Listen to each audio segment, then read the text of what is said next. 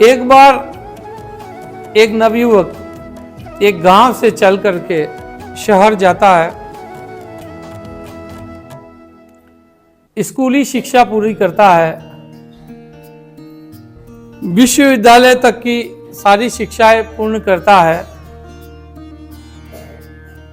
और वो उस विश्वविद्यालय का गोल्ड मेडलिस्ट बनता है। उसे लगने लगता है कि मेरे जैसा विद्वान, मेरे जैसा शिक्षित, मेरे जैसा पढ़ा लिखा व्यक्ति इस पूरे क्षेत्र में नहीं है।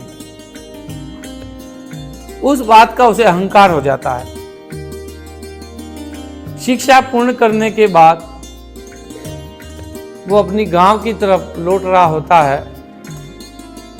कि रास्ते में एक नदी पड़ती है। उस नदी को पार करने के लिए एक नाव में बैठता है। नाविक को कहता है कि मुझे मेरे गांव जाना है, मुझे छोड़ दो। नाविक उसे नाव में बैठा करके नाव लेकर के चल पड़ता है। थोड़ी देर बाद उस युवक को ऐसा लगता है कि इस नाविक को तो क्या शिक्षा प्राप्त की होगी, तो वो नाविक से पूछता है कि नाविक, तुमने कोई शिक्षा प्राप्त की है क्या? उसने कहा कि नहीं, मैंने तो कोई शिक्षा प्राप्त नहीं की, नाव चलाना सीखा है पिता से और वो चला रहा हूं।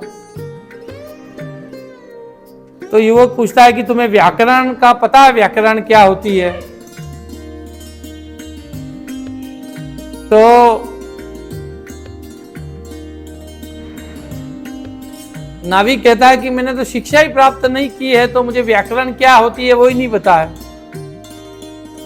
तो युवक हंसता है, तुम्हें व्याकरण का भी नहीं पता है? वो कहता हाँ, नहीं पता है मुझे। थोड़ी देर होती है, युवक पूछता है कि तुम्हें इतिहास, भूगोल उसका कुछ पता है? नाविक कहता है कि नहीं, मुझे तो इतिहास, भूगोल उसका भी कुछ भी नहीं पता है। तो युवक कहता है कि तुम्हारा जीवन व्यर्थ है, तुमने कुछ सीखा ही नहीं है, तुमको कुछ पता ही नहीं है, तो तुम्हारा जीवन निरर्थक है।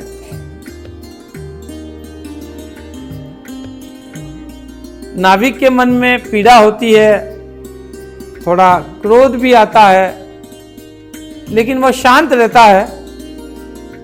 वह समझ जाता है कि युवक के मन में शिक्षा का अहंकार है, उस वजह से उसे वो नीचा दिखाने का प्रयास कर रहा है। नाव जो बीच नदी के बीच में जाती है, तब एक तूफान आता है, बहुत ऊंची ऊंची लहरें उठने लगती है, नाव डगमगाने लगती है, नाव में पानी भरने लगता है। तो नाविक कहता है कि हे विद्वान युवक, तुम्हें तैरना आता है? वो कहता है नहीं आता है। तो नाविक कहता है नहीं आता है तो तुम्हारा जीवन अब समाप्त है। ओके करके वो नदी में कूद जाता है और तैर करके नदी पार कर लेता है। युवक तैरना नहीं जानता था तो वो डूब जाता है। तो हमें इससे यह शिक्षा मिलती है कि हमारे पास जो ज्ञान है, हो सकता है वो अच्छा हो सकता है वो उपयोगी हो, लेकिन दूसरे व्यक्ति के पास ज्ञान उससे भी ज्यादा उपयोगी हो सकता है। दूसरा व्यक्ति हमारे ज्ञान को नहीं जानता है, इसलिए वो निम्न नहीं है या हमसे कमतर नहीं है। दूसरे व्यक्ति का ज्ञान भी उतना ही मायने रखता है जितना हमारा ज्ञान मायने रखता है। इसलिए हमें यह ध्यान रखना चाहिए कि हमें उस ज्ञान का भी अहंकार नहीं होना चाहिए। मनुष्य के उत्थान में काम क्रोध लोभ मोह बाधक हैं,